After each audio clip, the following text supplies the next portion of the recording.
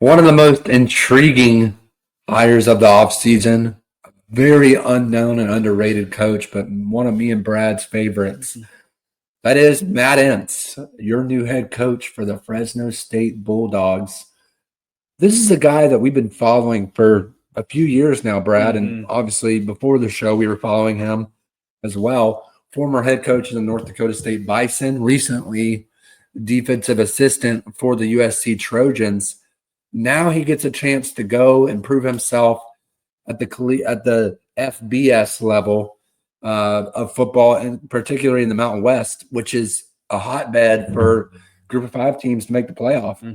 This is a great opportunity for a young guy, Matt Entz. And first off, let's talk about why he's ready for the jump. Specifically, his longtime North Dakota State head coaching job, his success in the FCS, and then obviously his leadership.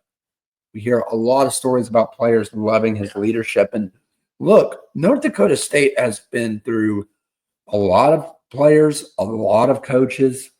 This was a guy that North Dakota State loved and wanted to stay there. The move was surprising. Yes. Absolutely. To USC. And in fact, we talked about it last offseason, and we got a lot of views from it.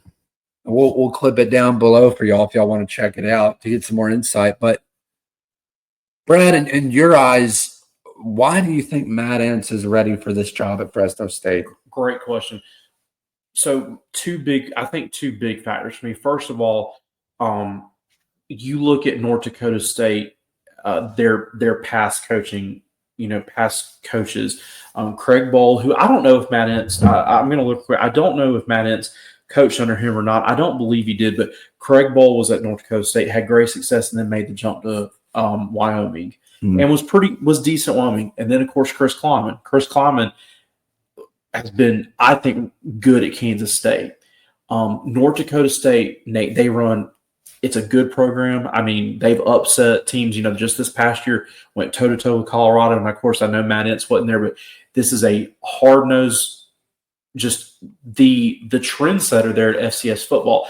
They're a pro, they still run a pro style offense. Now there's plenty of, modern spread aspects, but I just think that's a big factor is North Dakota State just does things the right way. They have a hard, tough, gritty football program.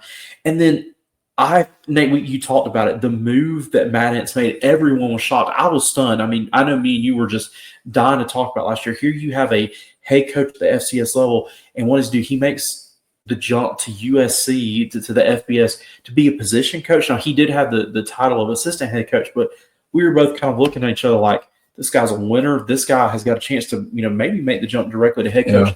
I personally think he was good. He goes to a big city. He goes to a big-time program. I think another interesting aspect, Nate, is that he went to coach under a head coach that's not defensive-minded. He's offensive-minded. So I think for Matt Entz, it was a move that he becomes a more well-rounded head coach, CEO. He gets a taste of what it's like to recruit at a big-time program. Fresno State, A++ hire. I think Matt Entz is going to do a great job. He's ready for this. I mean, he's 52. He's in his prime. This was a home run hire to me, Nate. Home run hire. Yeah, and I think one of the most underlying things that I think about with Matt Entz and his jump to USC for a year, pretty genius if you ask me. Yes. That's because not only did he get the experience of a big Group of 4 program playing in the Big Ten, playing that gritty same style of football that they play at North Dakota State, even though USC's offense isn't Big Ten ready just yet. Different, yeah. But here's the biggest thing. He built relationships with high school coaches and people around the California area, around the West Coast. And I'm not saying that like he was intending to take this Fresno State job the next year, but boy, is that an underrated key factor for him heading into this new program. Hey, if you're a guy that's on the West Coast that wants to stay close to home, but maybe you're a lower level talent guy, come on to Fresno and play for a great leader, disciplined football, and someone who I think is going to be very successful in the Mountain West. I'm with you. I'm with you. one of the things you have in our notes here, and you hit the nail on the head, culture builder. And Yeah. I mean, look, when you follow in North Dakota State, we talked about great program. When you follow after Chris Klein, when you follow after Craig Bowl, the blueprint's there. But bottom line, you still have to go out and win football games. Absolutely.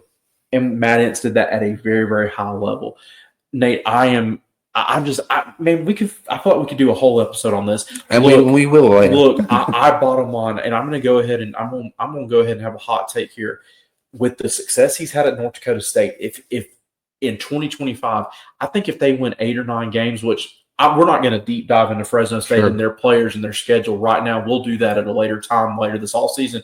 If he does that, I think it opens him up to some big jobs on the West Coast. You're talking about, maybe USC, I know we're not doing our hot seat episode, maybe in Arizona, but I think it also puts him in play for maybe a Big 12 job, maybe a Big 10 job. This was a genius move by Matt Entz, and I just think Fresno State's going to be good. Real quick, before I turn it back over to you, talking about the Mountain West, you got Boise State. Who knows? We're going to talk about UNLV in a second. They're going through a head coaching change.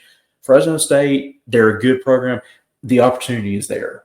Oh, yeah. I mean, this is a program that we've seen win consistently 8, 9, 10 games consistently. And over the last couple of years, they've kind of had their rockiness. Matt Entz is a guy that can go in there and really pull these guys together. Yeah. This is a guy, to your point, he's a culture builder. And to me, I don't know if he looks for a bigger head time coaching job. I really don't. I think it requires a lot more. Now, granted, he's still going to have to do a lot at Fresno to get it back to where it needs to be. But when you look at a school like UCLA, USC, Arizona, I'm not sure if you want to make the jump there when you've got a legitimate chance to make the playoff every year at a school like Fresno State. Yeah.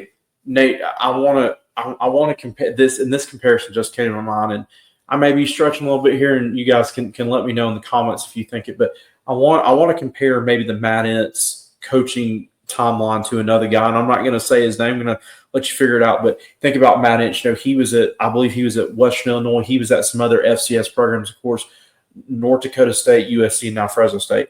This is kind of a guy he reminds me of. This guy was at Southern Illinois, Eastern Michigan, offensive coordinator at Fresno State, offensive coordinator at Indiana, and then head coach at Fresno State, head coach at Washington, head coach at Alabama.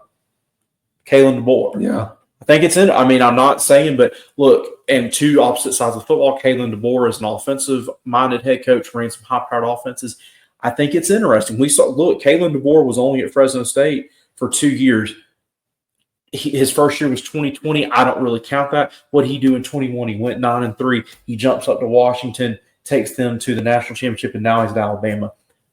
I think you made a good point. Yeah, with especially these group of 5, it's year to year who's going to reign in that conference. We talked about Boise State, but Fresno State's there. But I think Matt Entz could really follow, a Kalen DeBoer kind of timeline. I really do. Yeah, and I think it's interesting, Brad, too, because when you're looking at the landscape of college football, some of these smaller schools used to be so afraid of players getting pulled to go play at bigger schools.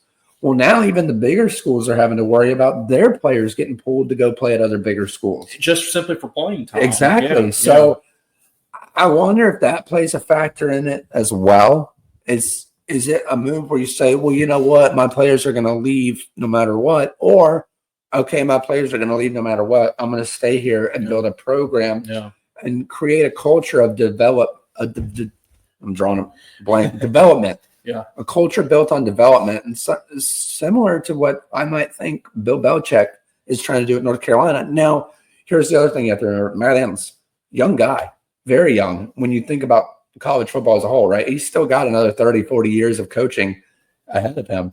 I'm not sure if that's the case for Bill Belichick. So, and that's something to take into consideration as well. Does he stay at Fresno State, try to build it for 4 or 5 years, or does he have success for a couple years and say, okay, I'm going to make that jump? I think only time will tell. Yeah. But nonetheless, great coach, great hire for Fresno State. And I think fans are going to be really excited. I know back when we did Heisman talk, and I forget the name of the guy, big Fresno State fan out in California, and he loved our program. And that's back when Fresno was winning 9-10 games consistently. So I'm excited to see what Fresno can do. I'm excited to see what Matt Entz can do with that program.